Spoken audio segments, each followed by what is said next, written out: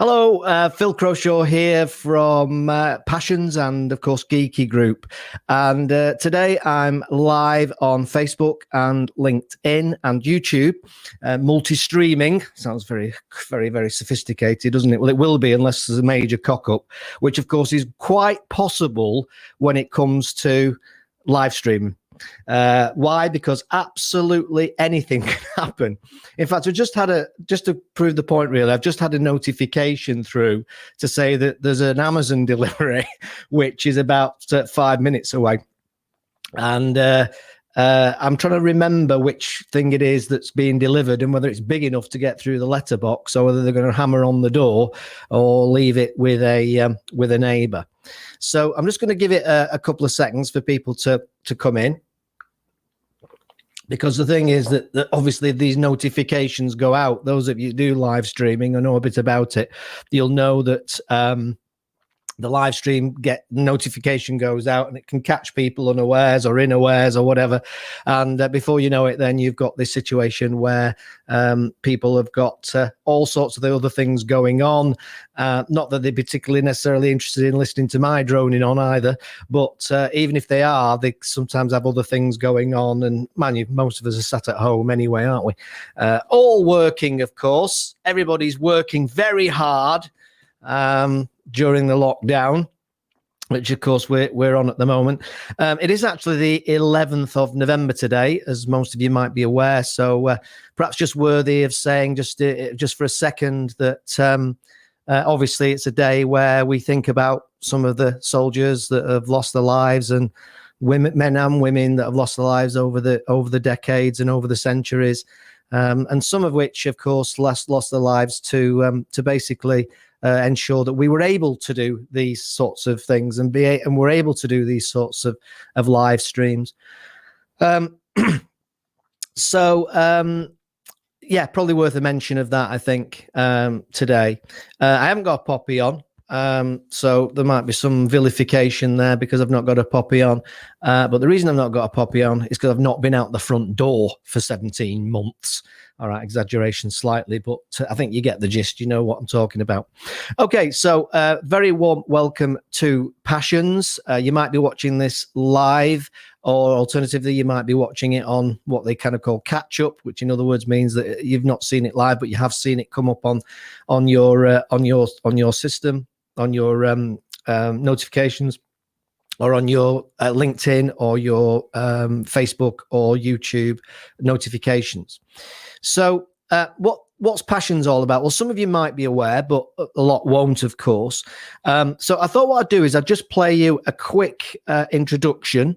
But I'm going to start off just by giving you a little bit of a countdown, just to give people a bit more time to get in. And I'll be with you back with you very, very soon.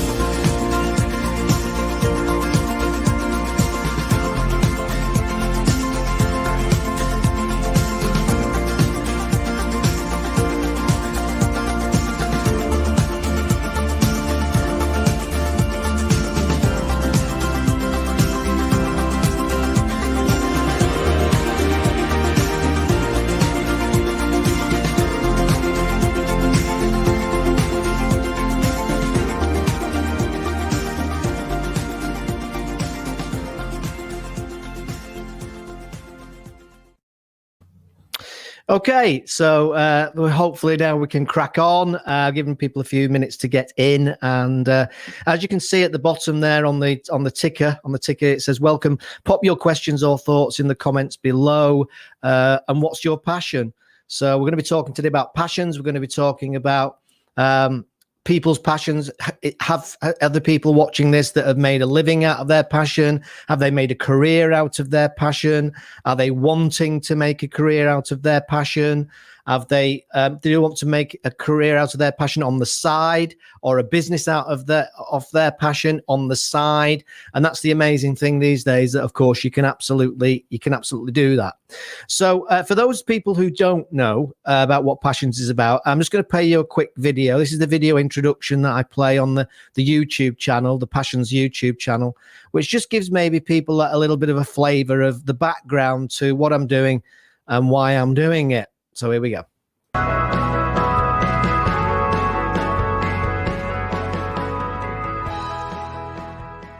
Hi, I'm Phil Croshaw, and for many years I've been fascinated by people's passions.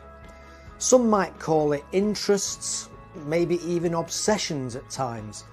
And when I think back, I think my curiosity probably started in and around about 1980, when I was on a company training course in Peterborough, England. Now, I was sharing a room with a guy that I think was called Simon, from what I recall. And I think it was around about 2 a.m. and I was woken up in the middle of the night by a click of the door. And it turned out it was Simon coming into the room. Now, I asked him what he was doing, and he apologised for waking me up and said that he had been at the railway station to collect some train numbers. And I remember thinking, even though I was half asleep, I certainly remember thinking, why would anybody go to a railway station in the middle of the night to write down train numbers in a notebook? And in the morning, I actually went down to breakfast and I asked him about it. And he said that it was a passion that he'd had since childhood. And he was very near to his 1000th train number and was so desperate to get that number, he'd gone to the railway station in the middle of the night. And it got me thinking about my passions and interests, both as a kid and obviously as an adult. And since that time, I've always been fascinated with how different people choose their passions.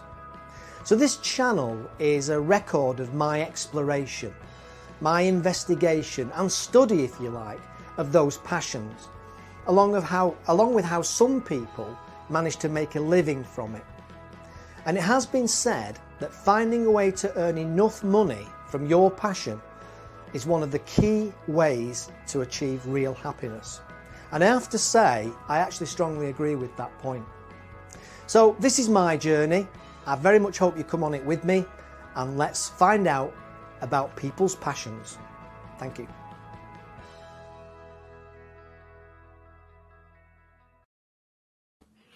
Okay, so that's what passions really is all about. To be honest, it's developing at a very fast rate. I only started this journey about 6 weeks ago, maybe 5 weeks ago, maybe less.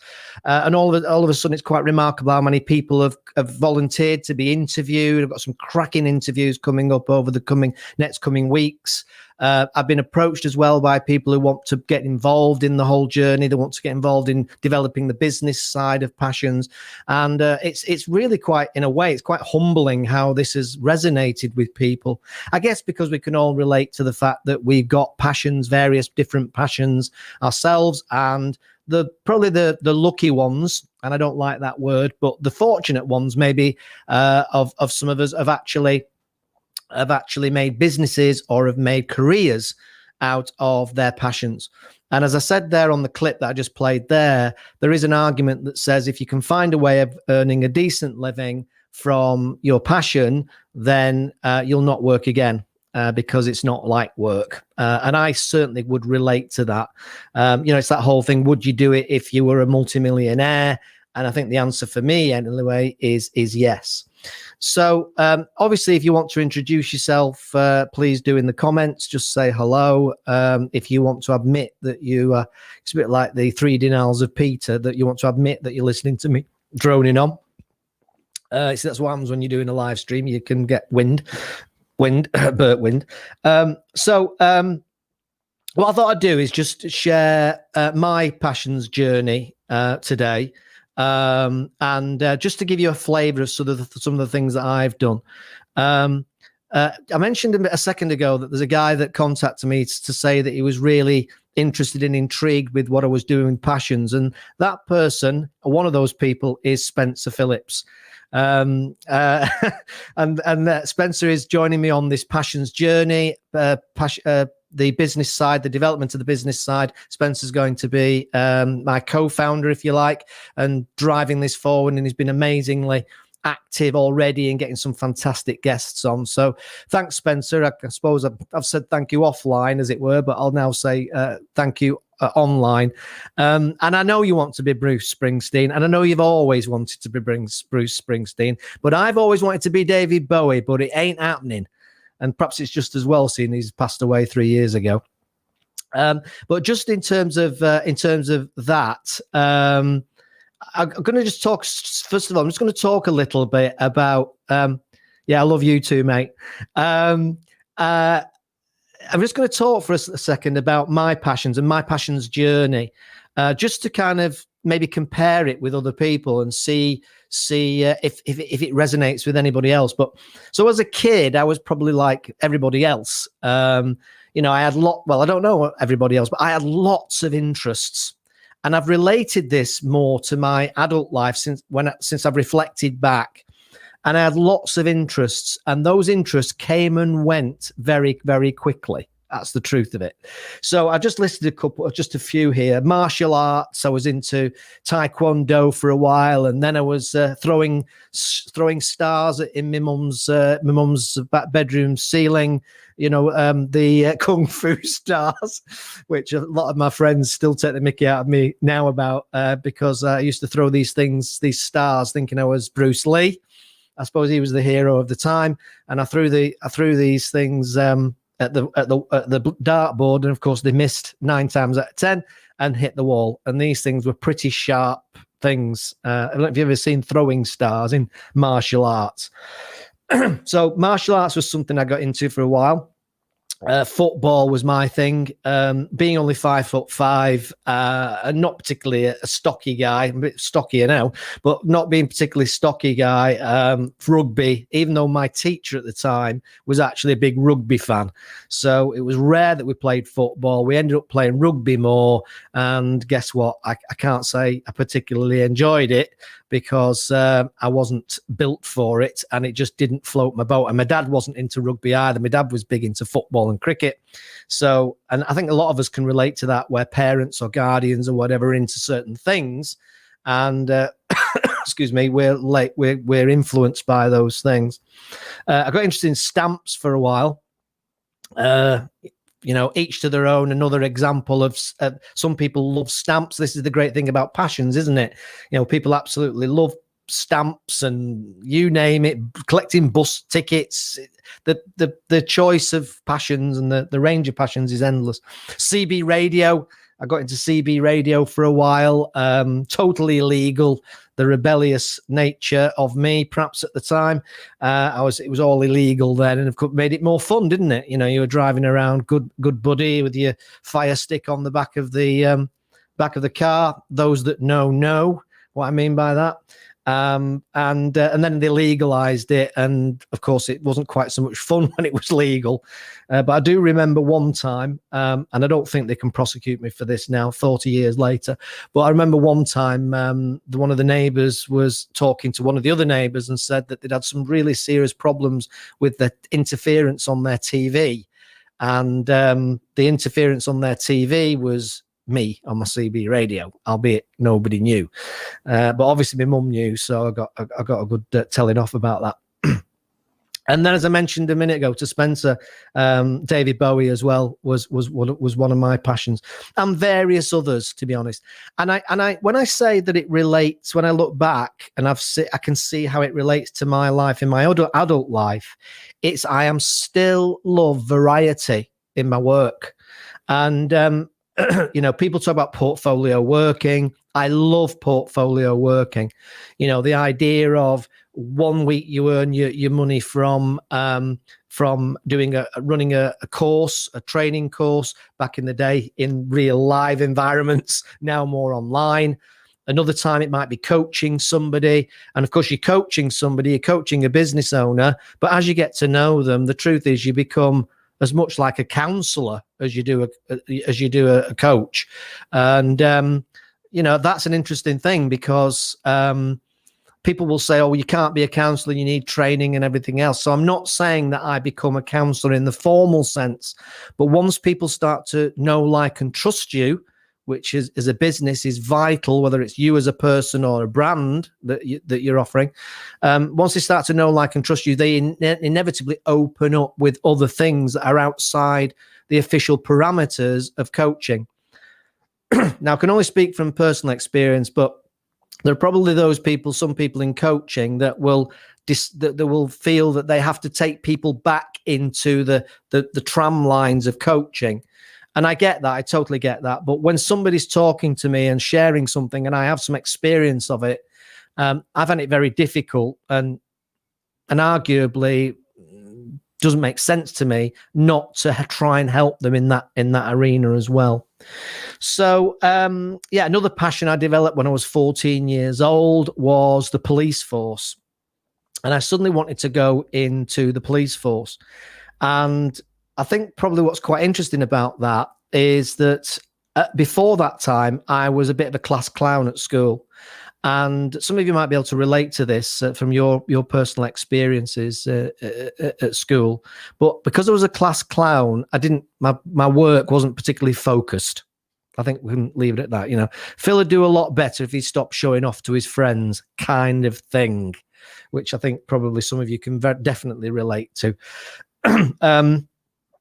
And I got interested in the police force, and I found out I had to get 5 what was O levels in the day. So 5 O levels, and if without 5 O levels, you wouldn't get into the police force. So all of a sudden, I completely changed. And it taught me something when I look back, because I suddenly had something specific that motivated me to want to get those exams. So I literally, people were, some of my friends were saying, what's happened to you? I was suddenly doing homework. I was suddenly not misbehaving in class. I even wrote a little mini journal. Oh, we're really getting it out there now, aren't we? But I wrote a little mini journal, which each day to say how I got on and if how many times I've been told off, to try and help me, support me in this process. Anyway, sure enough, as amazing as it might be, I went from probably getting no exams at school to actually getting 14, getting 7 O levels, and that was just because I suddenly had a purpose. I had a reason why. I had a purpose. I had a motivation to do it, so I did it. And I think that's really, really important as a message and a learning point. The problem was, of course, is I got to the end of my school life and I was still only 5'5", and I still am only 5'5". So as a result of that, I couldn't go into the police force anyway. So, but it was a really helpful situation anyway, because it did motivate me to get the exams that I got. I then got interested in journalism, and it's interesting that now a lot of my work now with content marketing and content engagement, and I'm involved a lot more now in producing channels and producing podcast channels and YouTube channels and digital media. I do a lot of talks and webinars on digital media content. And it's kind of like journalism, and this journey with passions is a bit like a journey of journalism. So it's funny how I've come back to that all these years later. I've kind of ended up in an area which is like, there's a lot of similarities with journalism. But now I could obviously go on about all sorts of, which I'm not going to do. But I think what it demonstrated to me was that I loved variety, and I loved doing things that kept me stimulated. And when I think back, what kept me stimulated from it was the idea, and I've thought about this since I started the Passions journey, And what drove me at the end of the day was a passion for learning. And I've realized this over the last few years, that it was a passion for learning. And that passion for learning then developed into a passion, not just for learning, but a passion for passing on that learning to other people. Now, I don't know whether that's something that's in my DNA.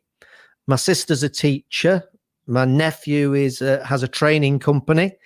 And obviously, I'm obviously in training, learning and development and such like. So I don't know that there's something in the genes that drives that, or whether it, and this is part of the journey really, is to find out or try and figure out if there is something in our genes when it comes to passions, or is it something that is, is it something that we just pick up and just a fluke?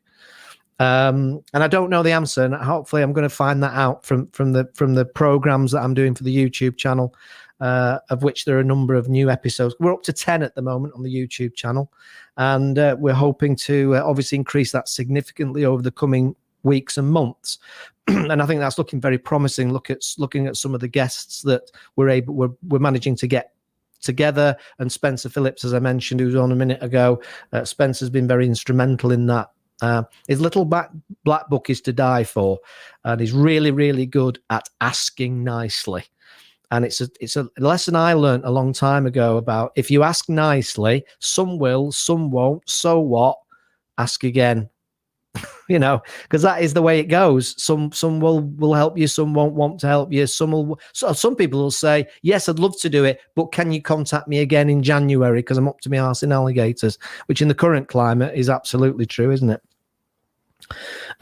So what I've realized is that learning and inspiring people, and teaching people, educating people, and inspiring people is something that I've developed a passion for. And I guess what's also happened at the same time is I've developed an interest at the same time alongside that with the technologies involved in delivering some of this learning. And I guess it's also communication, isn't it? It's communication. That's what it probably boils down to. So I started to develop an interest in microphones, in recording equipment, in cameras, and all sorts of video production, if you like. And I've started to get more into that now. On a relatively amateur level, and I've got partners and associates who come in and do the really, really sophisticated production. But I can do enough to be able to go out and interview people. And, I'm probably somewhere around about 5, 6 out of 10 in that process. But it's certainly good enough for some of the stuff that I want to do and some of the stuff I want to teach. And I am actually going to do a number of online learning courses in the coming months as well. So my passion has really become learning and development, helping people. And I'm a bit of a learning junkie. I've said this before on a couple of live streams I've done. I'm a bit of a learning junkie. And I really, really do enjoy learning. And the great thing now is there's so many different options and so many different routes, isn't there, to do it? You've got Udemy, Skillshare, YouTube, Google, you name it. There are so many different courses and learning opportunities now. There really, really, really is no excuse. There really is no excuse. If you're watching this and live and you want to pop your comments in the or say hello in the comments, please do. Obviously, if you're watching this on catch up, you can still put comments or questions in, and I'll pick them up later because obviously I'll be looking at it later to see if anybody's responded. So one of the questions that I'm often asked as part of this whole thing is it possible to earn a living from your passion? Which is probably a really crazy question, because the answer, of course, is yes. Now then, what's quite interesting about the progress I've made on the research to date is that some people have said, as part of the interview process I've been going through, some people have said that they had a passion, but once they started to earn a living from that passion, their passion for that subject, that topic, tended to wane a bit because it became more of a job, and therefore it kind of lost its sparkle, if that makes sense. And I actually do think I do think that's absolutely true. And I think it's very, very possible that would happen. But what I think is really great nowadays is that you can earn a living or earn part of your living from your passion on the side. And that's driven a lot, of course, by this weird and wonderful thing called internet. So, side hustle, it's often called, and you can actually do that. Now, I've run a few businesses over the years where I've been selling things online. I wouldn't say it's a passion. It's just an interest. I've been intrigued about the process. I've been intrigued about importing stuff. And then can I make money out of it? Can I make a profit out of it? Marketing it. So I've done a few things like that. But I wouldn't call it a passion. It was just an interest. And this is one of the other debates that we're having as part of this process, is the difference between a passion, an interest, and an obsession. And I think they probably overlap each other. What I'd like you to do, obviously, I'm coming up to the half hour now. So I'm going to close it off there, and just basically say to people that if you have a passion and you are interested in going on a journey with us to find out what that passion might be, to learn from other people's passions. And I call it the four I's: insight, ideas, inspiration, and information. Yeah. So if you're interested in that and finding out how people have gone about it, how people have built careers on their passion, off the back of their passion, how people have built businesses off the back of their passion, then please do follow us on YouTube. Just enter Passions with Phil Croshaw. That's the best way to do it. Passions with Phil Croshaw on YouTube. It's obviously all free. It's all free stuff. And see what you think. See what you can glean from that. And then, of course, there's always maybe you want to be on it. Maybe you want to be involved in it. Maybe you want to do an interview or be interviewed by us about that passion, about your passion, some of the journey, some of the stories that you've got. And I think that will be absolutely fantastic as well. So I'll close it off there because I know everybody's busy. And at the same time, for the next show, think about whether you're considering doing a podcast or considering doing a video podcast. And if you are, the next show I'll do will be about some of the challenges and drivers behind doing your own podcasts, doing your own video podcasts, and or doing your own live streams, and all the issues that creates.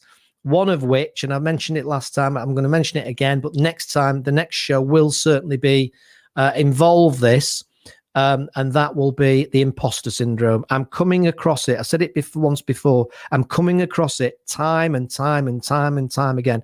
I had a call the other day with a guy, great guy, very outgoing, very likable, great personality. And he said, I really love podcasting. Okay, great. So why haven't you got one? I don't really know. I'm not really sure about what people will think. And his imposter syndrome kicked in. And actually he said, I've been reading about this imposter syndrome and I think I'm struggling a bit with it. And I said to him, I found it amazing as an outsider looking in. I was absolutely shocked, to be honest, as to the excuse me, the degree, so I told you it was live, the degree to which he was struggling with that, even though I thought he was a great guy and very, very friendly and very likable.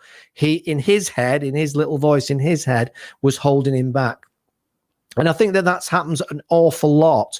And there are all sorts of ways you can start to help you overcome that. And one of the ways to do it is to tell a little voice in your head, I'll keep it clean, to shut the hell up. But you can replace hell with another word if you want, if you're that way inclined. I probably would under normal circumstances, but I don't want to get banned. So, shut the hell up. I recognize the voice. I know what you're trying to do. You're trying to hold me back. Shut up. I'm getting on with it. And as I've said before, feel the fear and do it anyway, as Susan Jeffers said in her amazing book that is, I think, 25 years old now, it might be, but it's still as relevant now as it's ever been. So that's it. I'm going to say bye-bye and have a great day. I hope there's been a few thoughts that's just jingled a few thoughts in your mind. It may well have done. If not, then never mind. That's half an hour you're never going to get back, and I apologize for that.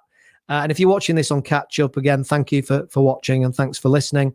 And contact me if you want to. I'm on phil@geekygroup.com, or you can get me obviously on LinkedIn. Or, to be honest, with a name like Phil Croshaw, it's not a very common name. It's not Smith. If you want to contact me, you will. I mean, I don't need to put 46 different social media handles up there, do I?